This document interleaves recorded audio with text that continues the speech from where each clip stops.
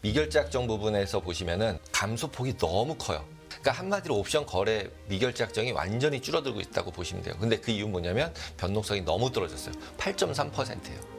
저게 15% 봤던 건데. 지난주는 그래도 휴일이 꼈으니까 그렇다고 쳐줄 수 있는데 이번 주는 휴일도 없잖아요. 근데 그냥 변동성이 8%대예요. 그냥 안 움직이겠다는 뜻을 이미 그냥 내포하고 있는 거예요. 그러면 1, 2주 동안 더 랠리를 하고 나서 이 4,600 이상으로 넘어갔다고 쳤을 때 더 올라갈 수 있을까? 여기가 이제 약간 변곡점이 될 수도 있어서 좀 조심해서 봐야 되지 않을까? 여기 차트 보시면 이게 산타 랠리죠, 뭐. 여기 보시면 이게 11월 달 올라간 거거든요. 이렇게 올라간 다음에 지금 여기서 이제 갭까지 생기고 7월 달 고점을 넘겨서 16,119까지 갔었어요, 나스닥이. 이제 과매수 구간에 들어가 있기 때문에 여기서 급등을 더 막 하기는 의외로 좀 부담스러워 보인다. 그러니까 아까 오늘도 어김없이 나와주셨습니다. 테이블앱의 케빈강 대표 바로 모십니다. 안녕하십니까? 안녕하세요. 네, 미국 시장 같은 경우는 한산 했는데 네. 뒤 후반에는 좀 한산했는데 그래도 초반에는 여러 가지 스토리들이 좀 많았던 것 네, 같아요. 첫날이 제일 컸죠. 맞아요. 빡빡하게. 네. 그리고 나머지 이제 좀 휴일 같고. 네. 시작해 보겠습니다. 어떤 얘기 정리해 주실까요? 일단은 결국 뭐 샘 올트만이 제일 핫 이슈였지 않았나. AI 아니 약간 한 편의 네. 짧은 드라마죠. 회사 드라마라 할까? 네, 그 맞습니다. 안에서의 뭐 정치 이런 것도 좀 상상해 볼 수 있는 네. 뭐 그런 스토리가 좀 있었던 것 같아요. 네, 여러 가지로 아마 뭐 영화로 나오지 않을까. 그러게요. 네, 네. 10년 내 영화로 나올 것 같습니다. 쿠데타라는 표현도 네, 쿠데타라는 영화에서. 표현을 쓰고 네. 또 둘이 또 뒤에서는 그 쿠데타인 척했다라는 또 뇌피셜들도 나오고 뭐 여러 가지 내용들이 되게 많이 나오는데 네. 그만큼 AI가 관심이 되게 집중이 되고 있고 뭐 LLM이라는 그 라지 랭귀지 모델이라는 것도 굉장히 집중이 돼 있구나 이런 거를 확실하게 알 수 있었던 한 주가 아닌가.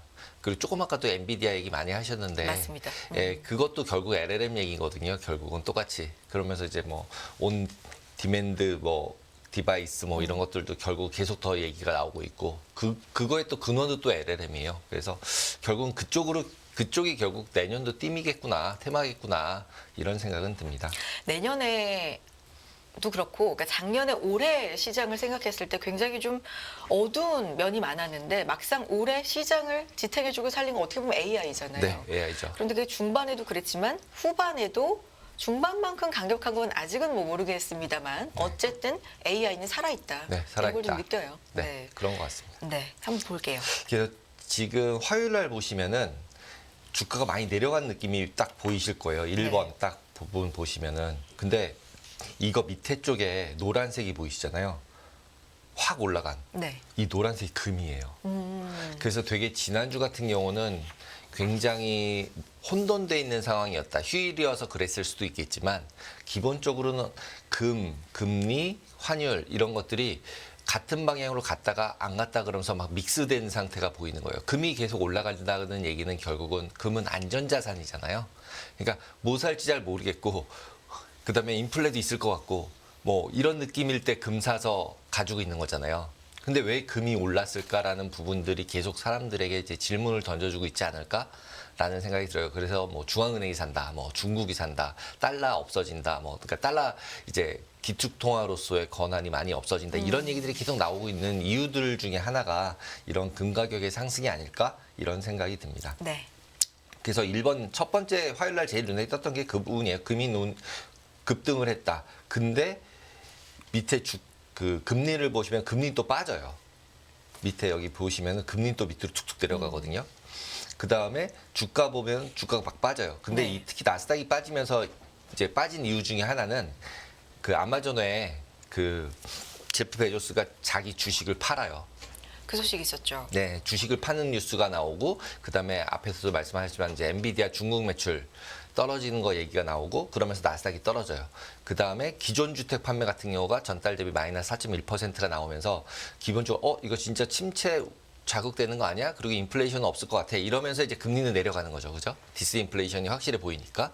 그래서 금리가 내려가고 있는데 금리가 내려가고 있는 상황에다가 달러가 약세가 되잖아요. 그죠? 그러면 되게 어떻게 보면 되게 강한 좋은 뉴스잖아요. 그 두 개만 보면은. 왜냐면 이제 달러를 팔고 다른 나라 통화 사서 다른 나라 되니까 위험 자산으로 갈아타야 돼. 근데 딱 위에 가서 봤더니 주가가 안 오르네요. 그 다음에 안전자산이 금이 오르네요. 이상하잖아요. 지금 벌써 되게 이상하게 움직이고 있구나 시장이. 그러니까 일단은 그 이상하다는 거를 간파하는 게 더 중요하지 않나라는 생각이 들어요. 그런 상황에서 이제 딱 수요일이 딱 됐는데 보니까 이제 소비자 심리 지수 같은 거가 예상보다 잘 나왔어요. 그래서 61.3%로 이제 잘 나오면서 괜찮은 것 같아. 그렇게 침체나 뭐 이런 건 아닌 것 같아라고 하면서 주가는 이제 오르기 시작을 했죠. 그 와중에 이제 기대 인플레이션이 발표가 돼요. 그랬더니 4.5가 또 나오는 거예요. 그러니까 기대 인플레이션은 높은가 봐라고 하고 보니까 금리는 당연히 올라가겠죠. 기대 인플레이션은 올라가니까.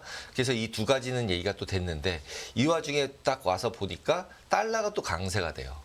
원래 달러 강세가 되면 이제 미국으로 돈이 넘어가는 거니까 미국 주식까지는 이해가 되지만 이머징 마켓이나 이런 부분들은 되게 이제 좀 불안해지는 거잖아요. 달러 강세가 계속 유지가 되는 거니까. 이제 그래서 이 부분들도 또 이제 화요일도 이제 헷갈린 거죠. 수요일도. 그 와중에 또 금요일 날 딱 돼서 보니까 엔비디아 이제 실적 발표가 된 다음 날인 거죠. 그래서 중국 때문에 이제 문제가 된다 그러면서 결국 이슈가 되면서 나스닥은 빠져요. 근데 이 와중에 희한한 건 또 러셀은 올라가요. 예, 그러니까 지금 제가 계속 러셀이랑 나스닥이랑 두 개를 계속 매주 보여드리는 게 러셀 같은 경우는 진짜 경기를 나타낼 수 있는 침체가 올지 안 올지에 대한 부분을 나타내는 거고 나스닥은 어차피 엔비디아, AI 뭐 얘네들로 네. 가는 거잖아요. 그러니까 이제 그 두 가지가 분리돼 있기 때문에 두 개를 꼭 같이 보는 게 좋다라고 생각이 들어서 말씀을 드리는 거고요. 그 와중에 보면은 달러는 약세로 확실하게 돌고 그다음에 금리는 또 폭등을 해버려요. 그러니까 이제 이 부분들을 이제 그 외환시장, 금리시장 쪽으로 가서 보시면은 금리가 금요일에 왜 올랐어? 물음표가 던져지잖아요. 그래서 보시면은 독일 정부랑 유럽에서 결국은 GDP 관련해서 GDP 대비 0.35% 부채를 쓸 수 있대요. 그 뉴스상으로 보면 독일 정부는. 근데 그거를 원래 코로나 때 유예를 해서 더 발행해도 됐어서 이제 그게 끝났다라고 생각을 하고 있었는데 그걸 연장하겠다 그랬대요. 그러니까 더 발행을 한다는 얘기잖아요. 돈을 더 찍겠다. 그래서 채권을 더 발행했다. 그러니까 이제 유럽 쪽에서 금리가 올라가면서 미국 쪽도 따라서 올라간 거라고 보시면 될 것 같아요. 금요일 날 올라간 부분은. 근데 이제 수요일 날 같은 경우도 보시면 또 한 부분에 있어서 디스인플레이션 부분에서 그나마 호재일 수도 있는 게 기름값이 계속 빠지고 있잖아요. 근데 오펙에서 결국은 강요회의 연기되면서 합의해서 이제 감산을 해줘야지 유가가 다시 올라갈 텐데 그냥 감산 합의가 안 될 것 같은 분위기인 거죠. 그러니까 이제 유가가 내려가 버린 거니까 다행이다. 인플레이션 이제 잡히는 것 쪽으로 베팅이 되고 있는 거잖아요. 인플레이션 면에서만 본다면. 네. 그리고 연기라는 게 과거의 경험으로 본다면 뭔가 삐그덕 합의가 안 되고 되는 있구나. 거다. 네. 네. 지금 여러분 잘 아시겠지만 지금 보여드리는 화면의 오른쪽 주간 키마켓 드라이버에 짧게 그 구간마다 왜 이런 일이 벌어졌는지 요약해서 지금 서술해주고 계시니까 그래프 보시면서 오른쪽에 글씨도 함께 좀 참고해 보시면서 보시면 이해가 더 잘 되실 것 같아요. 그리고 계속 가보죠. 네, 월요일 같은 경우도 보시면 눈에 띄는 건 굴이에요. 네. 오히려. 여기 노란색 같은 중간에 있는 게 굴이거든요. 굴인 또 왜 올라 이런 거죠. 이제 구리가 오르면 인플레이션이잖아요. 구리가 오르면 경기가 그래도 좀 좋은 살아나는. 거죠. 예, 네. 좋은 거고 인플레이션 우려도 좀 있고 경기가 이제 침체는 안 간다. 이런 느낌인데 결국 구리를 볼 때는 계속 나오는 게 결국 또 중국 얘기를 꺼내잖아요. 이제 그날 같은 경우에 이제 금리를 안 낮췄어요. 네. 중국이. 그래서 이제 위안화에서 이제 그 기준금리를 안 낮추면서 얘네들은 또 왜 기준금리 안 낮추지? 경기도 나쁘고 디플레고 막 위험하다 했는데 근데 금리를 건드리지 않고 오히려 그냥 통화를 풀겠다. 통화 정책을 풀겠다라고 얘기를 한 거죠. 이제 결국 미국처럼 이제 돈을 찍겠다는 얘기를 하는 거죠. 자기네들도. 근데 중국 얘기가 나와서 주말 동안에 중증으로 40조 원 뭐 위기 이런 게 새롭게 또 계속적으로. 불거져서 그러니까 중국 같은 경우는 어떻게 생각하면은 그러니까 끝없는 스토리인 것 같아요. 똑같은 스토리. 이제는 그림자 금융 쪽으로도 또. 완다, 네. 그림자 금융. 그 얘기도 근데 벌써 한 5년 그렇죠. 전, 10년 한참 전부터 된 있던 얘기이기 얘기죠. 때문에 새로운 뉴스라고 생각이 들진 않아요. 저는 개인적으로는. 그리고 이제 그냥 그거를 살릴 거냐 말 거냐의 의사결정을 하고 있을 뿐인 거지 결국 그걸 또 새로운 뉴스로 받아들이고 그다음에 외국인 같은 경우도 너무 많이 나오고 있거든요. 지금 중국에서는. 그러니까 중국이 이제 리바운드를 못하는 이유 중에 하나가 결국은 새로 돈이 뭔가 들어가야 되잖아요. 지금 비트코인도 이제 지난주에 말씀드렸듯이 신규로 자금이 들어가야 올라가는 인 거잖아요. 새로운 생산성을 내는 거 아니라면. 그렇기 때문에 중국 같은 경우는 새로운 자금이 계속 들어가고 있지 않다라는 모습들에서 나타나는 결과들이라고 생각이 들고 그러면은 결국은 지금 이제 통화 정책을 쓴다는 게 그 40조짜리 이런 것들이 나왔을 때 터뜨릴 거냐 정부가. 그러면 안 터뜨릴 거면 그러면 쟤네는 어떻게 할까? 라고 했을 때 돈을 찍어주겠구나.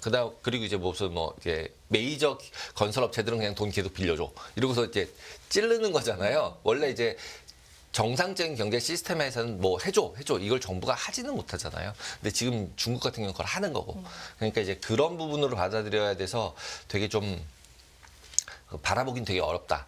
그러니까 중국에 대해서 되게 막 파지티브, 네거티브를 선택해서 보기는 굉장히 어렵다. 근데 그냥 주식 상황으로 보거나 그랬을 때는 중국 부분이 미국 대비해서 네. 너무 싸니까 네. 계속적으로 관심이 자꾸 가는 거죠, 이제. 그리고 이제 망해서 확실하게 이제 완전 꺾여질 거냐라고 보면 망할 것 같진 않잖아요, 느낌에. 일단은 GDP 그때도 매번 보여드리지만 미국 다음에 중국이고 그 다음엔 저 밑에 있잖아요, 다들. 그럼 얘가 다시 이렇게 밑으로 갈 거냐, 일본 뭐 이렇게 레벨로 내려갈 거냐 보면 인구수, 뭐 소비 이런 거 보면 쉽게 떨어질 것 같진 않은 거죠. 그러니까 이제 위험하고 돈이 안 들어가서 잘 오를 것 같진 않지만 혹시 돌면 제 내년에 갑자기 돌면 올라가지 않을까? 뭐 이런 생각들도 계속 가지고 있는 거죠. 근데 이제 지금도 오늘 지난주서부터 더 뉴스 얘기 많이 나온 게 또 ELS 제가 매번 말씀드리지만 홍콩. 네, 홍콩 ELS 관련돼서 이제 뭐 3조다, 4조다 이러면서 이제 막 또 이제 얘기가 많이 나올 것 같아요, 이번 이게 주에. 우리 만기가 내년 상반기에 많이 돌아온다는 거죠? 1월부터 이제 계속 돌아와요. 네. 3년 만기가. 그렇죠. 3년짜리가 많으니까. 이제 네. 많아서 이제 끝까지 원래는 6개월마다 조기 상환이 됐어야 되는데 네. 주가가 계속 빠져버리는 바람에 3년 만기를 이제 3년까지 왔고 그게 만기가 되면다는 얘기는 뭐냐면 주가가 안 올랐다는 얘기고 그러면은 뭐 럭키하게 딱 커트라인에 걸려서 상환되시는 분들도 조금은 있겠지만 그때 들어가셨던 분들의 대부분은 거의 고점에 들어가신 부분들이라서 뭐 진짜 많이 손실 보신 분들은 뭐 한 40-50%? 근데 그게 문제는 그게 은행에서 판 상품이다 보니까 그렇죠. 은행 상품에서 40% 50% 깨졌다 그러면은 증권사에서 뭐 그러려니 하겠지만 이제 그래서 여러 가지 이제 또 제재들이 좀 있지 않을까라고 예상을 다들 하고 있습니다. 이렇게 되면 제일 이제 많이 나오는 얘기가 불안전 판매 얘기는 정말 많이 나올 거고요. 나오겠죠. 네, 나오겠죠. 그리고 이제 투자의 관점에서 보면은 걔네들이 만기가 되면 그 물량을 다 팔아야 돼요. 그 델타, 그러니까 그 주식 부분을 가지고 있는 건 마찬가지거든요. ELS를 왜 그 40%가 깨지나 하면 내가 중국 주식을 매수를 하지 않았지만 그 ELS를 사면 ELS 산 만큼 주식을 딴 데서 샀어요. 그다음 빠진 다음에는 만기가 되면 그 만기 됐을 때는 그 주식을 다 팔아서 우리한테 원금을 주는 거거든요. 근데 어쨌든 뭐 40%가 빠졌든 50%가 빠졌든 50%를 가지고 있잖아요. 그럼 그거 다 팔아야 되거든요. 다 팔고 이제 만기 됐으니까 돈 주는 거거든요. 그러니까 큰 그림으로 보면 그래서 이제 그런 부분들에서 물량 부담도 조금은 있을 수도 있고 그게 뭐 그래 너무 큰 부분은 아니지만 중국을 흔들 정도로 그런 건 아니지만 어쨌든 지금 그렇지 않아도 돈 없는데 중국 돈 들어가는 거 없는데 이제 나올 돈이 또 있는 거잖아요. 어떻게 생각하면 투자한 돈으로 생각했을 때는 그래서 그런 부분들 때문에 그렇게 이제 쉽게 막 투자 손을 가진 않지만 눈여겨보고 있고 그런 사건 이제 이벤트들로 주가들이 더 하락을 하면은 어느 정도 조금 사봐도 되지 않을까? 뭐 이런 약간의 그러니까 당장을 얘기하는 건 아니고 길게 봤을 때 한 뭐 내년 한 상반기 정도로 봤을 때는 기회를 봐서 사면 좋지 않을까라는 생각이 듭니다. 그리고 이제 라가르드가 이제 인플레와의 싸움은 승리 선언하기는 아직 이르다. 그 얘기는 유럽 쪽이나 이쪽은 아직도 인플레가 있다라고 계속 얘기를 하고 있는 거죠. 그러다 보니까 밑에서 여기처럼 금리가 올라가고 있는 거고.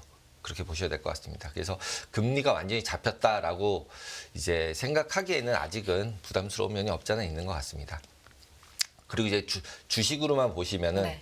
애플 마이너스 0.25, 그다음에 마이크로소프트 1%, 엔비디아는 3.5%가 빠졌는데 엔비디아 빠진 건 아까 말씀드렸듯이 중국 매출 없대.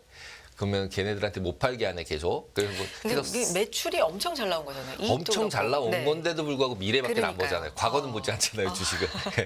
잘 나온 건 잘 나온 거고 중국에 못 판대. 그랬는데 그걸 원래 더 낮은 사양을 만들어서 더 팔기로 했는데 그것도 못 팔게 하겠다고 자꾸 그러고 있잖아요. 그러니까 그만큼 그러니까 또 거꾸로 생각하면 그만큼 미국 정부의 입장에서 봤을 때는 인공지능 관련해서 중국이 업그레이드 되는 것 자체가 이제 패권에 있어서는 부담스러운 거죠. 그러니까 하드웨어를 안 주는 수밖에 방법이 없나 봐요. 그러니까 저의 느낌은 그래요. 그냥 하드웨어를 안 주는 수밖에 없다. 소프트웨어적으로는 중국이 더 데이터가 많을 수밖에 없잖아요. 사람도 많고 뭐 인권 보호 이런 것도 안 하니까 그냥 데이터 싹 끌어다 그냥 막 넣고 막 만들어 버리면은 결국 사람하고 더 가깝게 만들 수 있는 거잖아요. 우리는 뭐 이것도 지켜야 되고 저것도 지켜야 되고 이건 안 되고 저건 안 되고 이러는데 저희 그냥 해. 뭐 이런 거니까. 이제 그런 상황이니까 하드웨어를 안 주는 수밖에 없지 않나? 그러니까 저렇게 열심히 막는 게 아닌가? 뭐 이런 뇌피셜들이 자꾸 듭니다. 네. 그리고 이제 샘 알트만 같은 경우는 뭐 얘기들 뭐 많이 나오고는 있지만, 그러니까 제가 봤을 때는 LLM이라는 게 어떤 키 드라이버라고 생각이 들어요.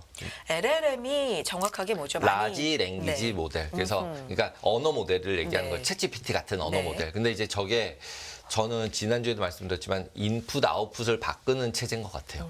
그러니까 컴퓨터 전체 체제를 바꿀 수 있는 새로운 이제 어떤 전환점이 되지 않을까라고 생각이 들어요. 그러다 보니까 자꾸 이제 엔비디아가 됐던 뭐가 됐던 그걸 왜 만드는데 그러면 다 GPT 만들려고 쓰는 거 아니에요. 예. 그 다음에 지금은 이제 GPT 같은 경우, 오픈 AI 같은 경우는 자기네만 쓰는 모델인데 반해서 페이스북 같은 경우는 라마라는 어떤 다른 인공지능 라지 랭귀지 모델을 퍼블릭으로 뿌려버리고 있거든요.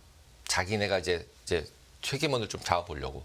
그러니까 이제 그런 부분들에서 이제 퍼블릭으로 뿌린다는 얘기는 딴 데는 또 결국 그 모델을 내가 만들 필요 없이 GPU만 사면 걔네 거 갖다가 여기다 넣으면 챗 GPT랑 비슷한 애가 생기는 거거든요. 그러니까 이제 엔비디아가 당연히 지금 앞에서 말씀드렸지만 하시지만 좋을 수밖에 없는 거죠. 그러니까 지금 뭐 주문하면 1년 뒤에 온다는데 뭐. 그리고 거기다가 이제 LLM이라는 단어 자체도 이제는 너무 이제 유행이 됐고 그 와중에 지금 이제 저 샘 알트만 얘기는 이제 강인공지능 뭐 이런 얘기 나오잖아요. 자비스 뭐 이런 거거든요. 제가 이제 모든 거라는 지금은 인공지능 뭐 챗GPT 나도 제가 틀릴 수 있어. 그래서 내가 좀 봐야 되고 내가 책임져야 돼. 근데 이제 그게 아니라 안 틀리는 슈퍼맨이 나오는 거니까 이제 그것 때문에 둘이 싸웠다 아니다 뭐 이제 도덕적인 문제 또 걔네가 인간을 공격하면 되는 문제 그다음에 되게 막 그런 뉴스들이 나올 때마다 되게 이제 터미네이터가 자꾸 생각이 나는 거고. 아니 이게 흥미로웠던 게 그런 것 같아요. 서로 싸우는 네. 회사를 가지고 네. 이렇게 싸우는 이거 보통은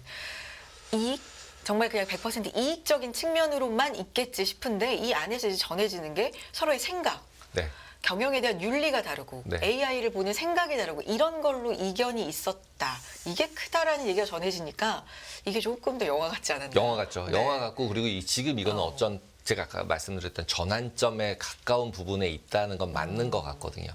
그러니까 지금 저희 전화기에 있는 앱이 다 없어질 것 같거든요.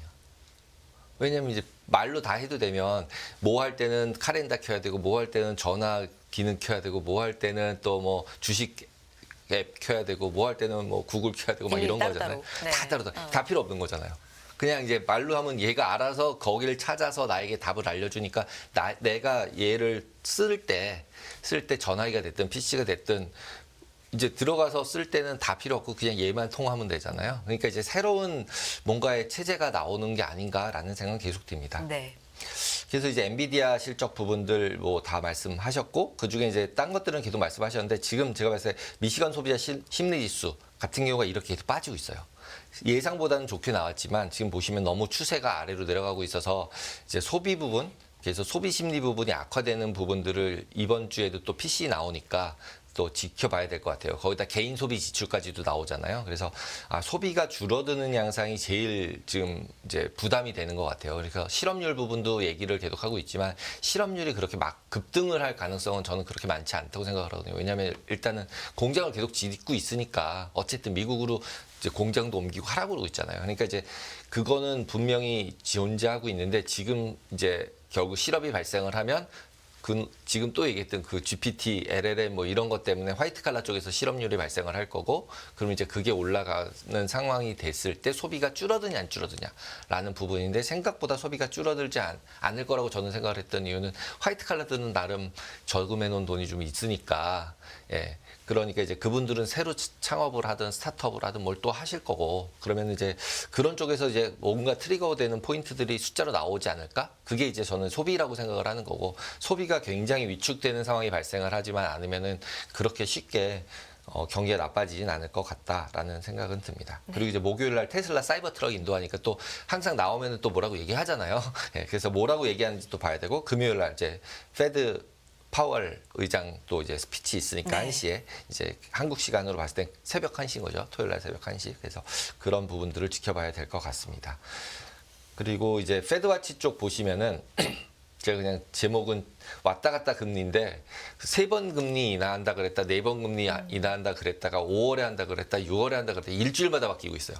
왔다 갔다. 말이 아니라 페드워치 반영이 그렇다는 반영이, 거잖아요. 연준 위원들은 인하에 대한 얘기를 원래 한 안 적이 하고 없어요. 있죠. 네, 맞아요. 네. 그러니까 시장에서 그러니까 계속 페드와치를 우리가 봐야 되는 시장에서 어느 정도를 가격에 반영했을까를 보는 게 페드와치인 거지 저대로 될 가능성이 저만큼이라고 볼 필요는 없다라고 그러니까요. 계속 이제 말씀을 드리잖아요. 근데 보시면은 되게 재밌는 게 여기 5.75 6%가 없어졌다고 지난주에 말씀드렸잖아요. X표 쓰면서 네네네. 다시 다 생겼어요. 저 X가 됐던 계기가 이제 CPI가 네. 굉장히 컸는데 그래서 제가 이제 생각에는 CPI 발표 후에 시장 쏠림이 해소가 됐다. 그러니까 그냥 탁 눈에 보고 야 이제 절대 없어. 그리고 다 아무도 이쪽은 건드리지도 않았었는데 다시 한 주 지나서 곰곰이 이제 숫자 보고 나오는 데이터들 보니까 아니야 그래도 혹시 모르겠는데 그러면서 다시 다 생겼어요. 네. 그게 제일 컸고 그 다음에 이제 5월 달 같은 경우도 이제 금리 인하 안 하는 걸로 뒤로 넘어갔고 그다음에 12월 달 같은 경우도 4.5로 내려갔던 게 다시 위로 올라와서 한 번, 두 번, 세 번밖에 인하를 안 하죠. 그리고 확률상으로 봤을 때는 이제 이 부분들이 페드가 얘기하는 건 어떻게 생각하면 한 하늘색이 한 여기쯤 쫙 있을 것 같거든요. 느낌상은 나는 인하 안 하니까 기본적으로. 근데 지금 여기 뒤는 쭉 내려가고 있잖아요. 그러니까 결국은 시장에서는 한 상반기쯤에 침체 징후가 나타날 거고 그러면은 이제 페드가 5월 달 정도나 6월 달 정도에 인하하지 않겠냐라는 게 시장에 이제 컨센서스가 들어가 있는 숫자들인 거죠. 근데 지금처럼 이제 뭐 실업률도 괜찮고 그다음에 소비도 괜찮아서 계속 안 망가진다라고 하면 당연히 거기다 인플레이션은 약간씩 잦아들지만 완전히 하락할 가능성은 그렇게 크지 않다고 보면 침체가 네. 안 일어나면 그게 완전히 하락하면 또 침체잖아요. 그러니까 이제 되게 어려운 길을 가고 있는 거는 맞다라고 생각이 듭니다. 그래서 지금 현재 여기서 5월, 6월 왔다 갔다 하는 부분은 결국은 금리 인하 시기는 계속 시장도 헷갈리면서 보고 있는 거죠. 이게 5월이냐 6월이냐. 근데 이제 지금 이 상황에서 뭔가의 어떤 인플레이션 데이터가 더 높게 나오는 상황이 발생을 하면 이제 금리 인하는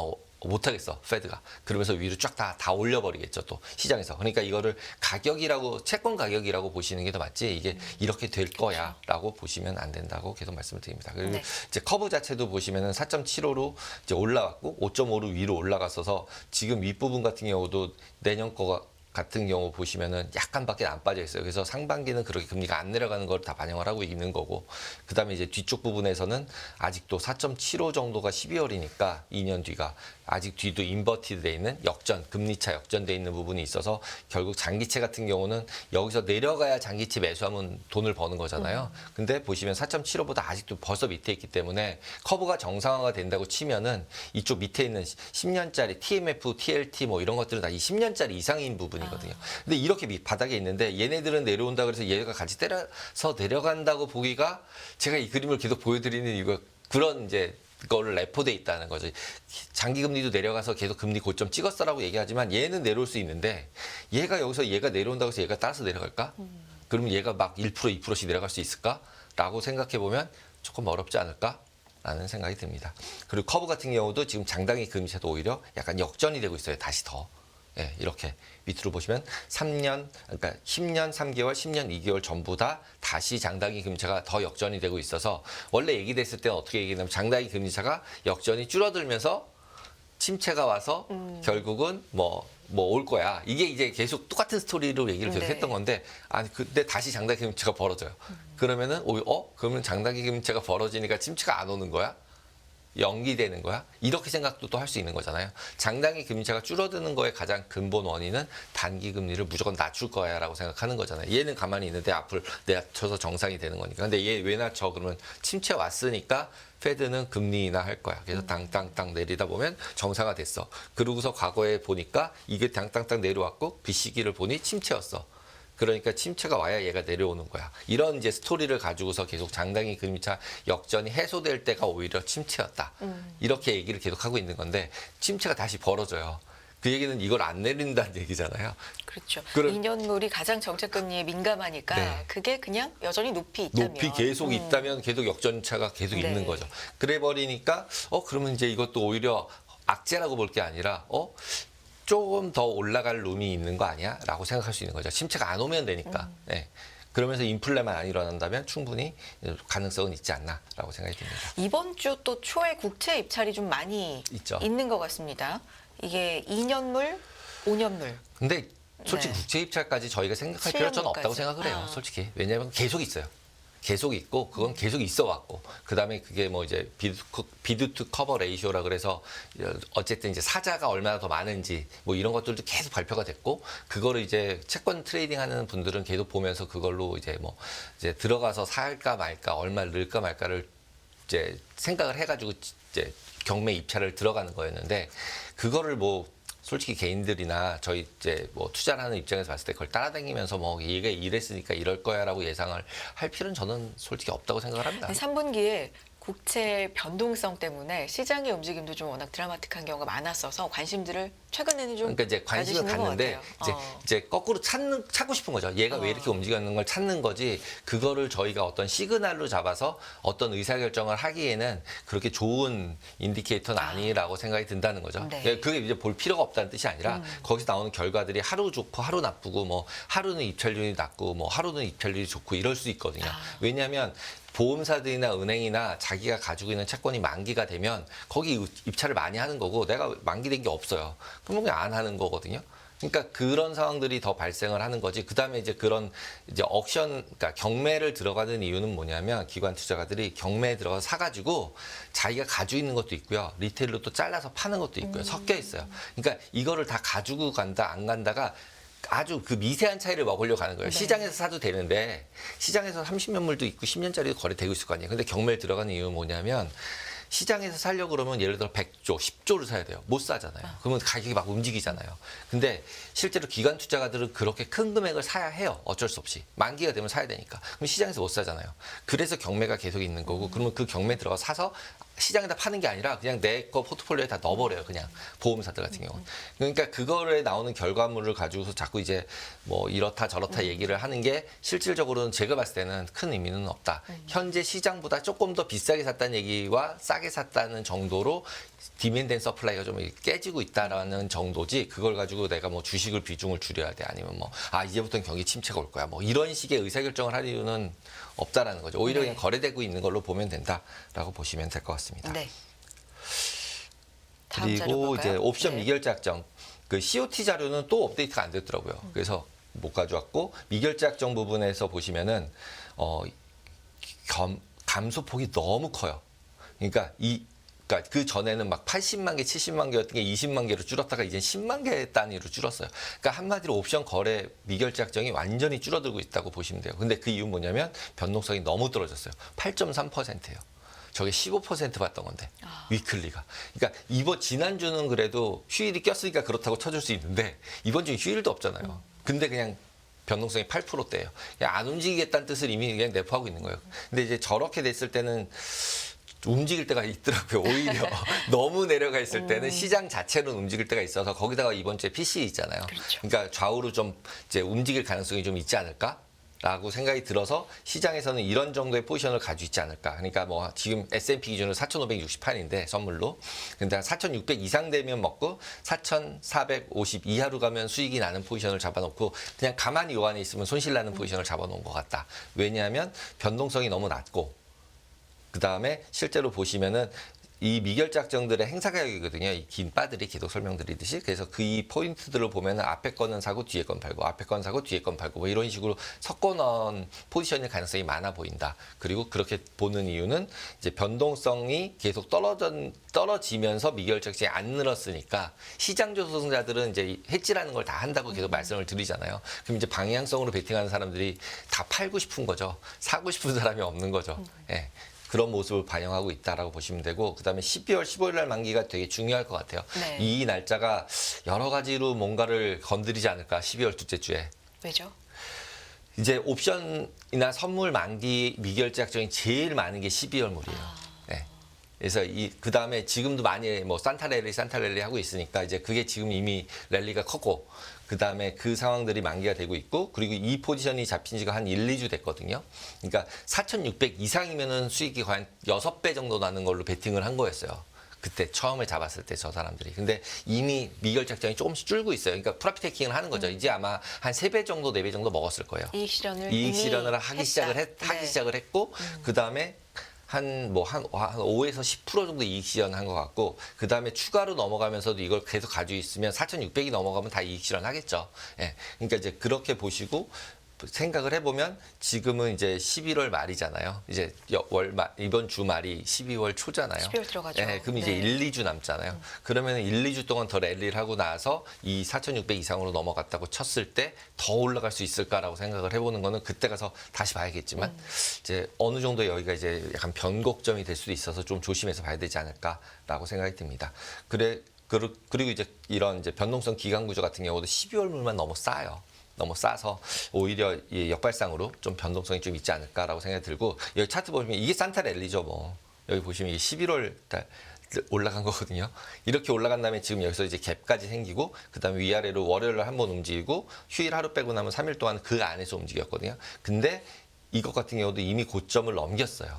여기 7월 달 고점을 넘겨서 16,119까지 갔었어요, 나스닥이. 그래서 고점까지 넘어갔다가 왔고, 그 다음에 이런 이제 MAC나 이런 것들이 이제 과매수 구간에 들어가 있기 때문에 여기서 급등을 더 막 하기는 의외로 좀 부담스러워 보인다. 그러니까 아까 보여드린 것처럼 4,600 그러니까 S&P 같은 경우는 그런 레벨 근처쯤에서 뭐 이게 옆으로 횡보를 하든가 뭐 여기서 급등, 폭등할 거야를 예상하는 사람들은 굉장히 많이 적어졌다. 그렇다고 그래서 폭락할 걸 기대하는 사람도 굉장히 적어졌다. 그래서 내재 변동성이 굉장히 떨어져 있는 상태다.